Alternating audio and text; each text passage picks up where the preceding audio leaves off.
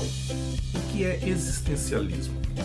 Existencialismo nada mais é do que uma corrente filosófica que constatou que o homem vive uma angústia existencial diante de perguntas sobre o que eu estou fazendo aqui, qual é a minha origem, quem foi que me fez, para onde eu vou, qual o significado da vida, qual a missão que eu tenho.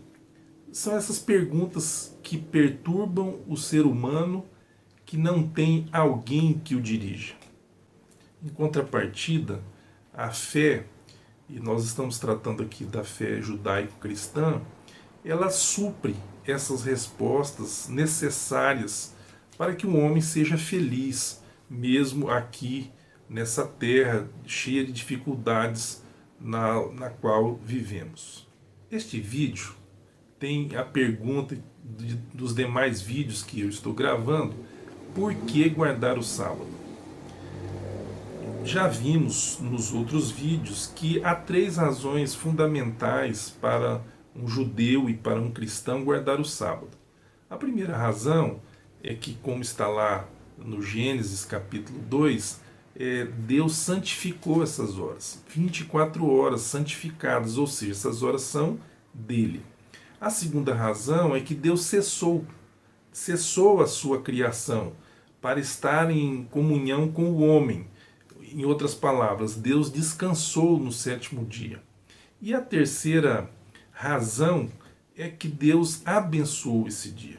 Ou seja, Deus trouxe para o sábado, para as pessoas que se envolvem com a guarda do sábado, bênçãos. E bênçãos são sinônimos de felicidade, de alegria, de paz. E quando você abre a sua Bíblia, no livro do Êxodo, capítulo 20, nos versículos 8 em diante, nós temos ali o mandamento do sábado. Na verdade, esse mandamento, essas tábuas que foram escritas pelo dedo de Deus, porque toda a Bíblia, nós como cristãos e como judeus entendemos que ela é a revelação de Deus, sendo que Deus transmitiu aos seus servos, profetas, e eles, inspirados por Deus, escreveram. Mas há uma única parte da Bíblia que o próprio Deus escreveu. São os 10 mandamentos de Êxodo 20, que é o que nós vamos ver agora. A partir do versículo 8, nós lemos o seguinte: lembra-te do dia do sábado para o santificar. Percebam que essa é uma bênção que poderia ser esquecida, como tem sido esquecida até hoje. Mas o que Deus quer revelar nessa questão da bênção do sábado?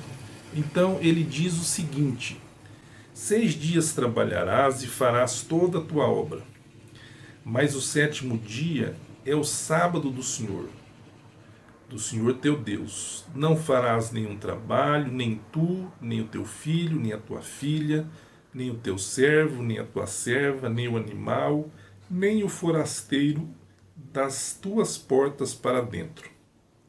Porque em 6 dias fez o Senhor o céu e a terra, o mar e tudo que neles há, e ao 7º dia descansou. Por isso o Senhor abençoou o dia de sábado e o santificou. Nós temos visto aqui nos demais vídeos do canal sobre esse tema, por que guardar o sábado, que quando Deus determina, quando Deus dá essa ordem, ele tem uma razão. Ele diz o seguinte: porque em 6 dias fez o Senhor o céu e a terra. Então ele chama a nossa atenção para a criação. Mas quando ele determina, o que é que ele diz? Não farás nenhuma obra. Ou seja, assim como Deus cessou nas suas obras no 7º dia, o ser humano também deve cessar das suas obras no 7º dia. Mas uma coisa interessante aqui é que Deus não dá a ordem individual para o ser humano, para o homem. Não trabalhe no sábado ou cesse as suas obras no dia de sábado. Deus acrescenta que também esse homem deve ter o cuidado de não permitir, de não sobrecarregar os seres que estão à sua volta. que dependem e estão sob a sua responsabilidade. Então nós já vimos aí, falei sobre o fato de que Deus determina que os animais sejam deixados de folga nesse dia, os estrangeiros que estão habitando ali na cidade, naquele ambiente, e também os empregados, mas Deus diz especificamente, filhos e filhas. E é interessante notar nesse ponto que, apesar de ser uma sociedade patriarcal, o tempo de Moisés, evidentemente, que o homem tinha uma ascendência muito grande dentro da família, Deus não esqueceu de dizer filhos e filhas. Então Deus está já mostrando que o homem deve ter o cuidado que esses filhos e estas filhas, eles recebam nesse dia uma bênção também juntamente com aquele que guarda o sábado. Que bênção é essa? A primeira bênção tem a ver com a família. Sábado e família foram as duas instituições de Deus na criação. Nós estamos vivendo num momento de muita crise. E a crise, a base da crise toda que estamos vivendo é o problema familiar. As crianças são educadas de forma deficiente. Então elas se tornam adultos, adolescentes problemáticos e adultos problemáticos. E isso traz um prejuízo para a sociedade. Por força da discussão que nós estamos vendo agora, o que se fala em conservadores e progressistas, e eu entendo sinceramente que não existe importância nesses termos. O que existe é nós repensarmos os nossos métodos pedagógicos, o que significa a educação num país. Aqui nós vemos Deus propiciando que a família se reúna num determinado dia.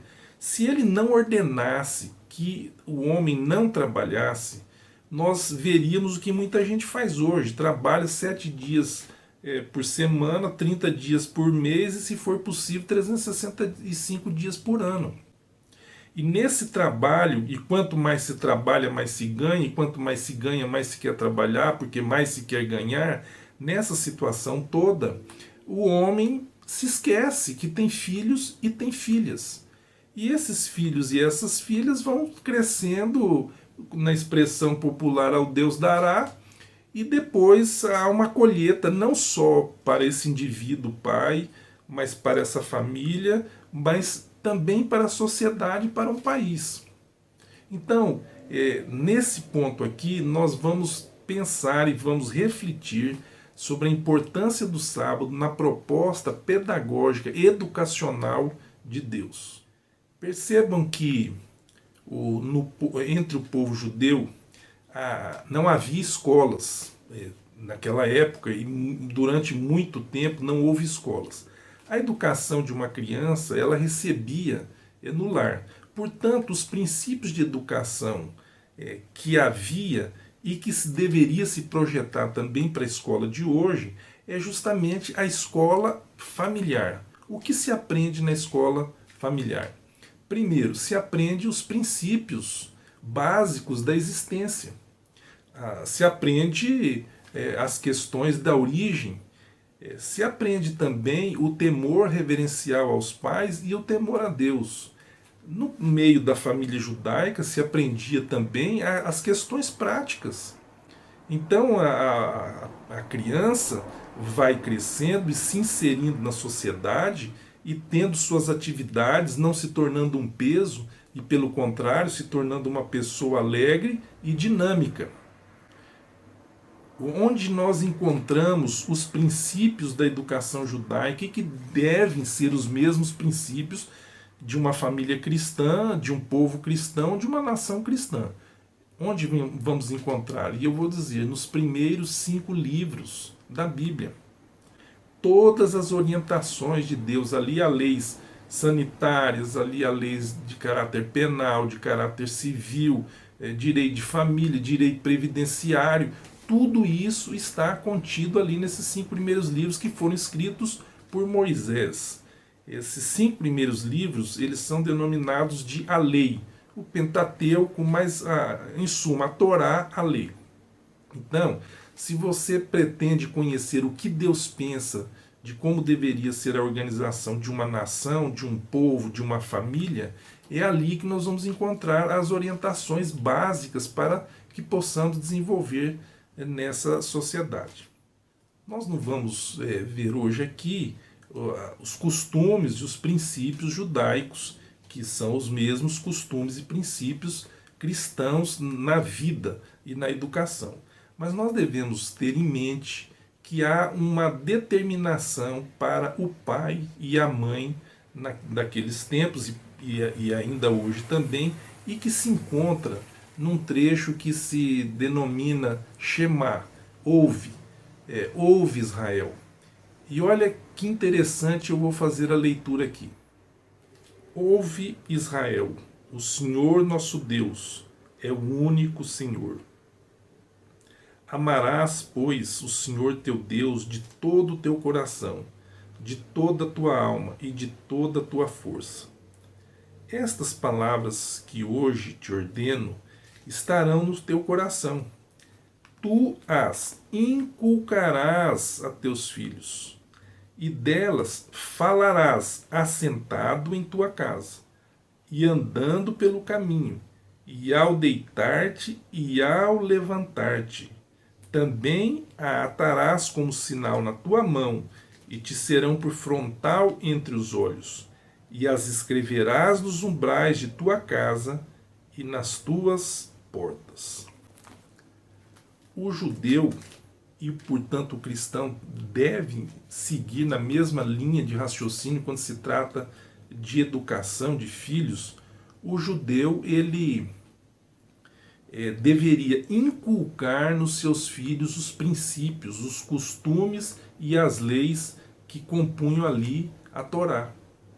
O judeu precisava de estar presente com seus filhos, porque aqui em Deuteronômio, no capítulo 6, que nós acabamos de ler, o que ocorre? Era para o judeu, o pai e a mãe teriam que estar falando das coisas da lei quando levantassem, quando estivesse sentado na casa, quando estivesse andando pelo caminho, ou seja, ininterruptamente. E quando se dava a maior oportunidade, e se dá ainda hoje, para que um pai e uma mãe ensinem seus filhos princípios que vão retirar dele, na idade adulta, a célebre angústia existencial. Ou alguém quer que o seu filho, ao chegar na idade adulta, tenha uma angústia por não poder responder inúmeras questões. Isso ocorria principalmente no dia de sábado. Então, quando Deus diz o seu filho e a sua filha também não vão trabalhar, é por quê? Porque essa família estaria reunida nessas 24 horas, e os pais estariam aproveitando com grande intensidade nesse dia para transmitir aos seus filhos o conhecimento a respeito da palavra de Deus, o conhecimento a respeito de Jeová, mostrando aos filhos como ser feliz ainda que neste mundo tenebroso. Eu tenho em minhas mãos um livro muito conhecido, principalmente no meio pedagógico. Esse livro se chama Educação. Ele foi escrito por uma norte-americana chamada Ellen White. Ellen White foi uma das cofundadoras da Igreja Adventista do Sétimo Dia, e ela é uma pessoa que escreveu muito sobre as questões educacionais. Qual era a fonte? A Bíblia. Em momento algum vai se buscar em outra fonte aquilo que deve nortear a educação das crianças. Eu vou ler alguns trechos aqui e comentar com você sobre isso. A educação dos israelitas incluía todos os seus hábitos de vida. A educação e o sábado é um momento essencial para que os pais aproveitem essa educação superior inclui todos os costumes e todos os hábitos da vida. A criança então está sendo preparada para uma vida adulta segura, sem grandes angústias. Essa criança está preparada para ser um chefe de família, uma mãe de família, os dois juntos, como na modernidade, que sabem de onde vieram, para onde vão, quais são os seus objetivos. Então, quando a família não trabalhava, porque nós temos que convir que naquele tempo o labor era de sol a sol durante toda a semana. Ainda assim, durante os dias da semana, também os pais estariam ensinando seus filhos. Mas quando chegava o sábado, especialmente naquele dia, não havia mais nenhum tipo de trabalho. Então a família reunida poderia assim receber aquilo que é mais importante para o futuro de uma criança. Qual o objetivo da educação nos dias de hoje? Eu vou ler um outro trecho deste livro para que nós possamos raciocinar a importância da educação de uma criança. A maior necessidade do mundo é a de homens. Homens que não se comprem nem se vendam. Homens que no íntimo da alma sejam verdadeiros e honestos. Homens que não temam chamar o pecado pelo seu nome exato. Homens cuja consciência seja tão fiel ao dever como a bússola o é ao polo. Homens que permaneçam firmes pelo que é reto, ainda que caiam os céus. Esse é o sonho de uma sociedade. Pessoas com esse tipo de caráter.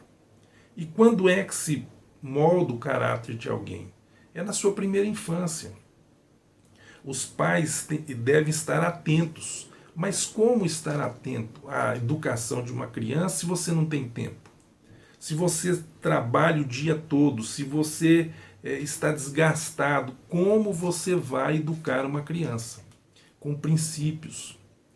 A resposta é simples. Se você obedecer a Deus e for determinado a não trabalhar nesse dia, no dia de sábado, se você chegar à consciência que esse dia é impossível você fazer as coisas que normalmente se faz, você vai estar construindo uma família e vai estar construindo adultos que terão toda a segurança e serão o exemplo vivo dessa descrição que nós acabamos de ler aqui. A verdade é que o grande amor de Deus estabeleceu limites para o trabalho. Um dos problemas de muita gente é a falta de limites, inclusive no trabalho. A sociedade muitas vezes louva as pessoas que se denominam workaholics. Trabalham dia e noite, só pensam nisso. Mas Deus estabeleceu obrigatoriamente um limite para o trabalho. Então, em cada 7 dias, o 7º é um dia de descanso, onde o homem não deve trabalhar, não deve pensar no trabalho, não deve se preocupar com as coisas do cotidiano, mas ele está voltado para Deus e para a sua família. Então toda aquela família está ali procurando aprender mais da sabedoria da vida.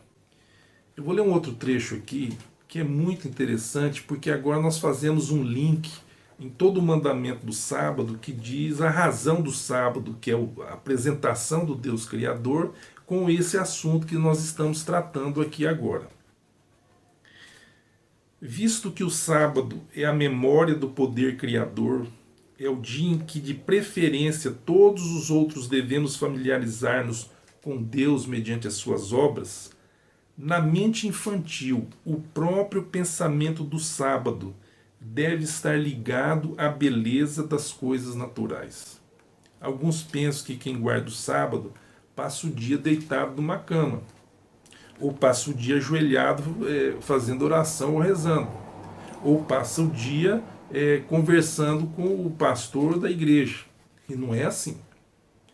Agora, a preferencial atividade de um sábado para as pessoas era um culto em meio à natureza. Esse seria o ideal. Por quê? porque a mente infantil e mesmo a mente de um adulto estaria voltado para as maravilhas da criação. A natureza é um dos meios de revelação de Deus. Ditosa é a família que pode ir ao lugar de culto aos sábados, como iam Jesus e seus discípulos à sinagoga, através de campos ao longo das praias do lago ou por entre os bosques. Ditosos são o pai e a mãe que podem ensinar a seus filhos a palavra escrita de Deus com ilustrações tiradas das páginas abertas do livro da natureza, que podem com eles reunir-se sob as verdes árvores, no ar fresco e puro, para estudar a palavra e cantar louvores ao Pai Celestial. Em suma, essa é uma excelente razão para se guardar o sábado. Esse é um motivo sem igual para se guardar o sábado. Cuidar da sua filha, da sua vida, da vida da sua família, instruir as crianças e não permitir que o teu filho e a tua filha venham a sofrer de terrível angústia existencial. Um abraço e até o próximo.